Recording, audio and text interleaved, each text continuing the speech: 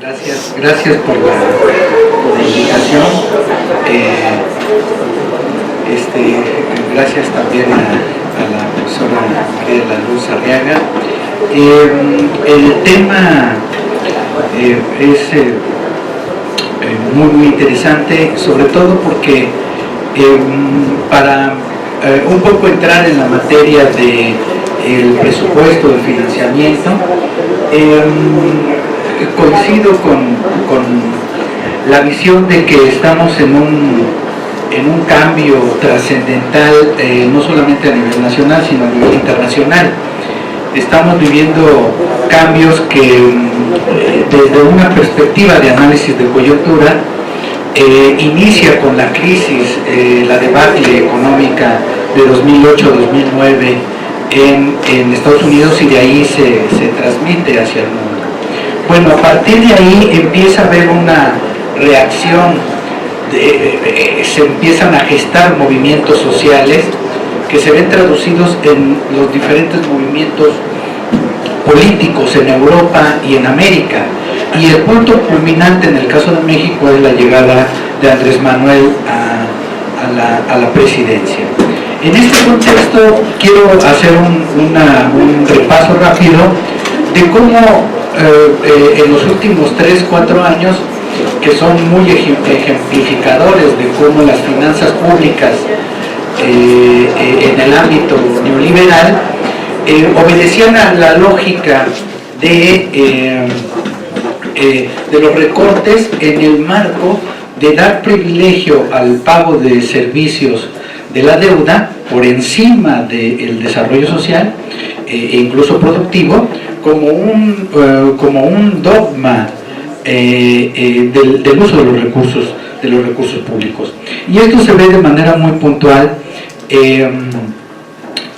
sobre todo con los recortes que vivieron, padecimos también como profesores, en 2015, que es donde empiezan ya los recortes fuertes al área social, educativa, salud, se trasladan a 2016 y todavía tienen otro repunte en 2017. En 2018 ya, obviamente por el contexto político, no se arriesgaron a hacer más cortes, más recortes presupuestales, pero en cambio recurrieron a financiamiento externo, y recurrieron a financiamiento externo posterior a las elecciones, lo cual pues es el manipuleo de este modelo neoliberal en finanzas públicas.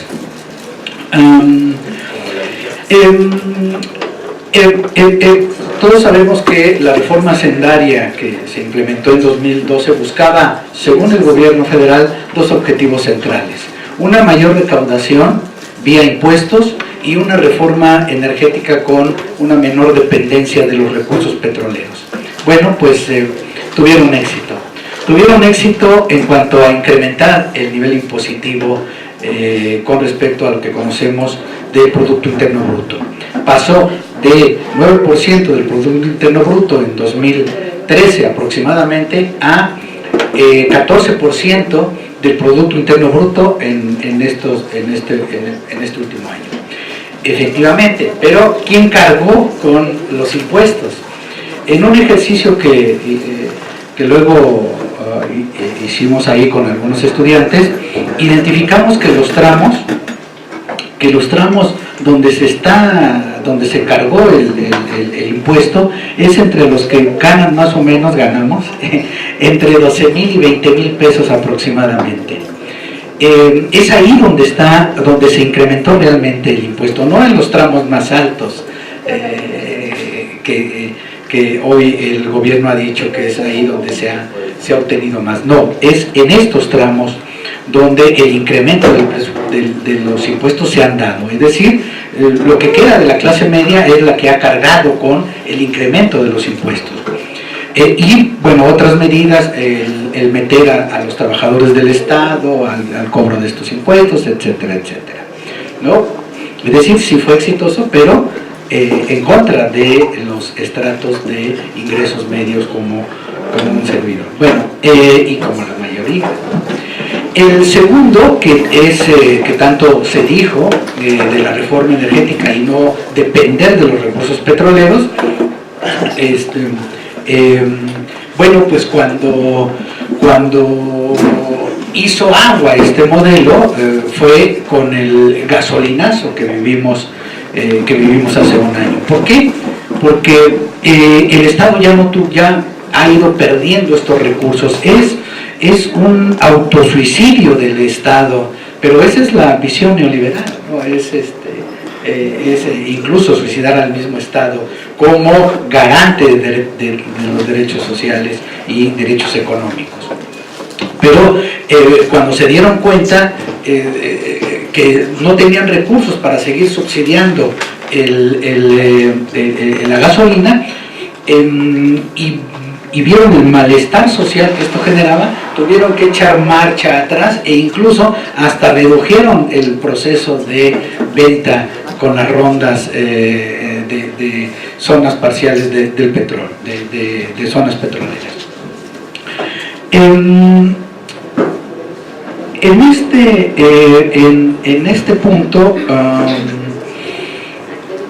las reformas estructurales buscaban, a partir de 2013, cuando se implementa la reforma hacendaria, la reforma de telecomunicaciones, la energética y por supuesto la educativa, digamos como las más importantes, buscaban, según esto, generar las condiciones del crecimiento económico.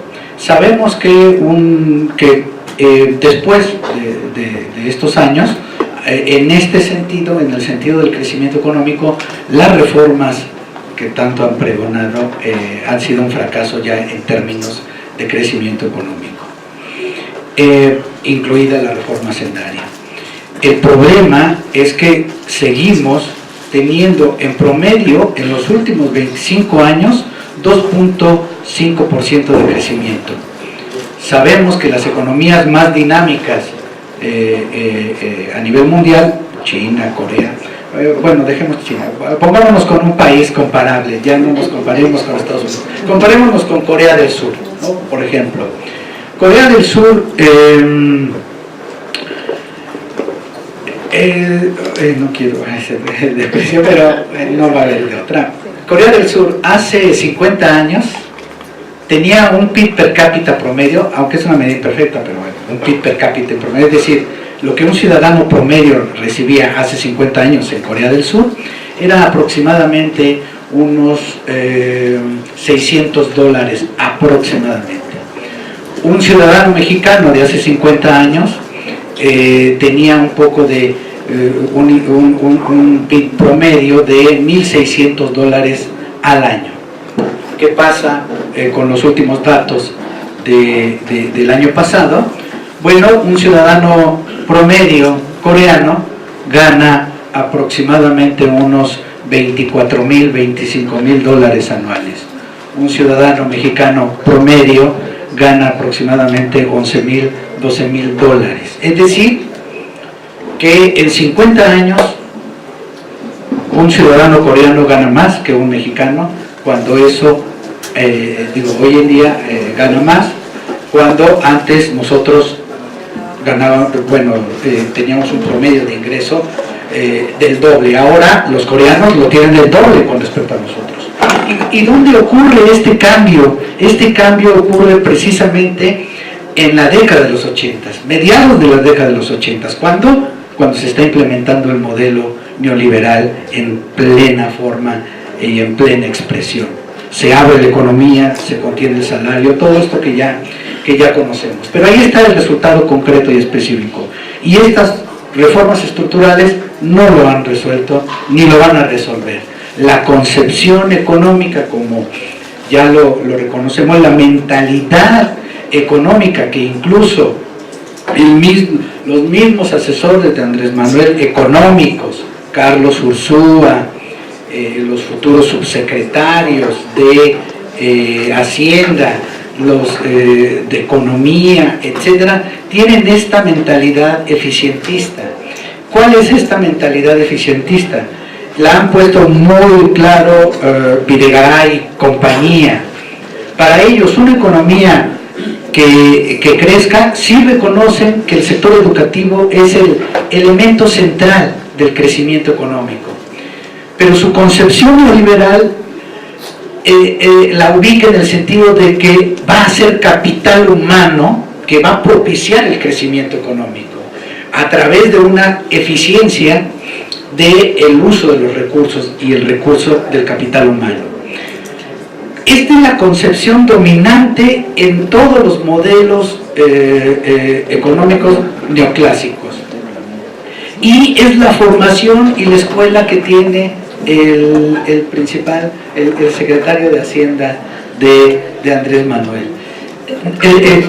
La concepción es esa, que saben que la educación es el pilar. ¿Por qué? Porque el éxito que se ha visto en los países asiáticos, Corea, Taiwán, China ya, entre los más exitosos, economías emergentes, como les llaman, han visto que ahí el capital humano sí efectivamente ha contribuido, la educación ha contribuido.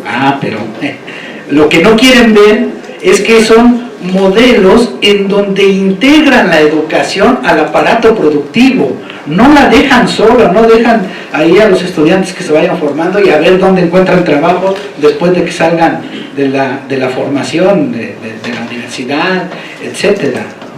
Allá hay todo un proceso integral de captar la formación de material humano a el proceso productivo y a los demás sectores productivos. No es nada más decir vamos a invertir en educación, hacer más eficientes, controlar a los maestros, reducir las horas, etcétera. Y después pues a ver cómo se las arreglan para encontrar trabajo, ¿no? En ese sentido está mal diseñado, mal planteado esto, y no se ve en el equipo económico. Yo no he visto algún documento que reevalúe esta visión neoclásica y neoliberal, no lo he visto. Solamente se han centrado, ya ahora ubicándome en la parte de los datos más actuales, de lo que podríamos esperar del modelo que vagamente está tratando de implementar a través de su secretario de Economía, digo, de Hacienda, el modelo, yo diría, post-neoclásico, con algunos aderezos keynesianos, por así un poco ponerle sentido culinario al asunto, en donde bien Andrés Manuel no tiene claridad de cuál va a ser el modelo económico. Es reactivo.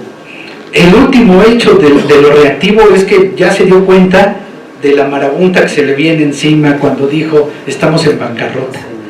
Efectivamente estamos en bancarrota, pero vieron cómo después de que dijo eso se le lanzaron todos los a mí me sorprendieron los periódicos, se le lanzaron los empresarios, los financieros, sí, dije, Dios mío, y en cambio los sectores sociales, los que tienen una participación social más activa, inmediatamente comprendieron porque pues, se padece. Y efectivamente sí, lo que no dijo Andrés Manuel, pero se puede inferir de lo que un poco conocemos, él se está refiriendo, si no me equivoco, a que la bancarrota es en torno a las finanzas públicas, particularmente a la deuda pública. La deuda pública contabilizada oficialmente equivale al 50% del Producto Interno Bruto. Incluso es la que reconoce el Fondo Monetario Internacional. Pero sabemos que hay otros pasivos a la seguridad social, que no los incluye y que es una especie de deuda escondida, y que una parte es, bueno, es tal el grado, sí se viene una crisis en la parte de las contribuciones a la seguridad social, porque no sabemos cómo las ha manejado el sector privado. Apenas tenemos noticias así vagas de que, bueno, va el sector, va a lo del aeropuerto y se va a las Afores y por acá, pero no tenemos una claridad de dónde están esas contribuciones. y esas, según estudios de los actuarios, crecen de manera exponencial. El Estado va a tener que pagar eso a los trabajadores, y eso estimamos que puede incrementar más la participación de la deuda que tiene que pagar el Estado. Pongámosle así, nada más a ojo de buen cubero, un 70% del PIB. Si a esto le agregamos el IPAB, que tampoco sabemos cuántos recursos están. El IPAB en su página ya no publica el total de los recursos que está administrando. No dice cuánto le está dando a las instituciones bancarias por los pagarés, por lo que es su deuda, pero lo estamos pagando con nuestros impuestos el Estado. Pongámosle otro 10, 15%, ya estamos 85, 90% del PIB. Pongamos la deuda de los estados, que puede ser menor, un 5, un 10, 100% del PIB. Eso es a lo que creo se está refiriendo Andrés Manuel. De dónde, si el presupuesto es del 21% del PIB, ¿de dónde se van a pagar todos estos recursos? Por eso creo que ya le llegó la hora a Andrés Manuel. Bueno, eso sería. Gracias.